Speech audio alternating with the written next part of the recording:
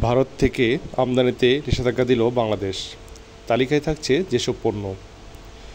দুই দেশের ব্যবসা-বাণিজ্যে টানাপোড়েনের মধ্যে ভারত, নেপাল ও ভুটান থেকে বেশ কিছু পণ্য আমদানিতে নিষেধাজ্ঞা আরোপ করেছে বাংলাদেশ।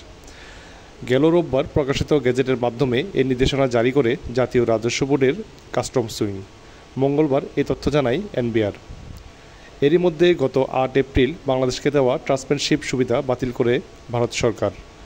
২০২০ সালের ২৯ জুন ভারত এই ট্রান্সপারেন্টশিপ সুবিধা বাংলাদেশকে দিয়েছিল, যার মাধ্যমে বাংলাদেশ ভারতীয় বিমানবন্দর ব্যবহার করে তৃতীয় কোনো দেশে সহজেই পণ্য পাঠাতে পারত। এখন এই সুবিধা পাচ্ছে না বাংলাদেশ, অর্থাৎ ভারতীয় বিমানবন্দর ব্যবহার করে তৃতীয় দেশে ট্রান্সপারেন্টশিপ করতে পারবে না বাংলাদেশ। তবে নেপাল, ভুটান স্থলপথে ট্রান্সশিপ নিয়ে পণ্য পাঠাতে জটিলতা থাকছে না।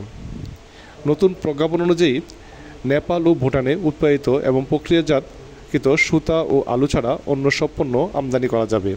ভারত থেকে আমদানিতে নিষেধাজ্ঞা দেওয়া পণ্যগুলো হলো duplex board, news print, craft paper, cigarette paper, মাছ, সুতা, আলু, গুঁড়া দুধ, tobacco, radio TV parts, cycle, motor parts, formica sheet, ceramic ware, sanitary ware, stainless steel wire,